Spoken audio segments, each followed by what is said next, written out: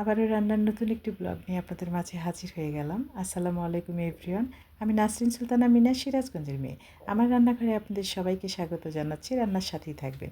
আজকের রান্নায় খুব সহযোগিতা আছে, সবজি আর বিফ রান্না, একটু ঝোলঝোল করে আলু দিয়ে। খুব সহযোগিতা, আশা করি ভালো লাগবে। এই বিফটা রান্না করার জন্য কিন্তু আমি খুব সুন্দর করে বিফটা ক্লিন করে নিচ্ছি। এখানে 2 কেজি পরিমাণ বিফ আছে। এটা একদম ক্লিন করে নিচ্ছি। বারবারই ক্লিন করব, কারণ ক্লিনের ব্যাপারটা কিন্তু খুবই জরুরি। খুব সুন্দরভাবে ক্লিন করলে সবই সুন্দর হয়। আমি এভাবে করে কিন্তু বিফটা খুব সুন্দর করে ক্লিন করে কয়েকবার করে ধুয়ে নিলাম। দেখুন কতটা সুন্দর হয়েছে। এখন এটাকে আমি কড়াই রান্নার জন্য দিয়ে দিচ্ছি। একদম রান্নার জন্য রেডি। আমি হাতে মেখে রান্না করব, সেজন্যই কিন্তু আমি দিয়ে দিলাম সবগুলো। এখন তেজপাতা দিয়ে দিলাম, পেঁয়াজ কুচি দিয়ে দিচ্ছি, কাঁচামরিচ কুচি দিয়ে দিচ্ছি জিরা বাটা, সাথে কিন্তু আদা বাটা দিয়ে দিব, সব কিছু, রসুন বাটা, সব কিছু। আমি শুকনো মরিচের পেস্ট দিয়ে দিলাম, এটা আমি ব্লেন্ড করে নিয়েছিলাম। এখন তেল দিয়ে দিলাম, দিয়ে দিচ্ছি কিন্তু হলুদ গুঁড়ো। মাস্টার্ড অয়েল দিয়ে রান্না করব, সরিষার তেল। তারপরে হাতে মেখে খুব সুন্দর করে উল্টে পাল্টে এভাবে করে মেখে দিতে হবে। ম্যারিনেট যত ভালো হয়, রান্নার স্বাদটাও কিন্তু তত বেশি ভালো হবে।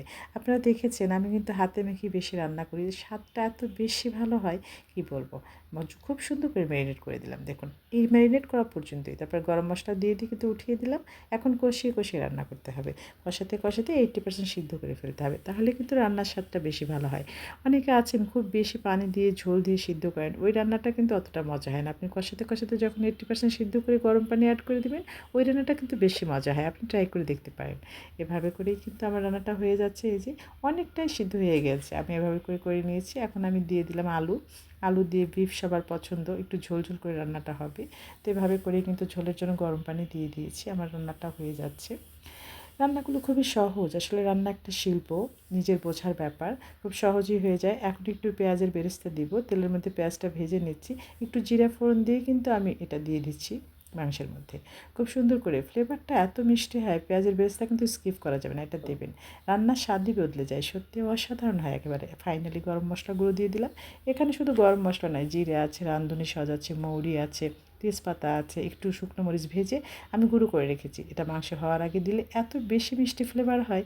দেখুন আমার রান্না কিন্তু একদমই রেডি, কোনো প্যারা নেই, শুধু মাখিয়ে উঠিয়ে দিয়েছিলাম, তারপরে রান্নাটা কিন্তু আমার রেডি হয়ে গিয়েছে। এখন সবজিকে ফোড়ন দিব, আমি শুকনো মরিচ অ্যাড করে দিয়েছি। এখন পেঁয়াজ, একটু রসুন কুচি, একটু আদা কুচি, পেঁয়াজ কুচি দিয়ে দিলাম।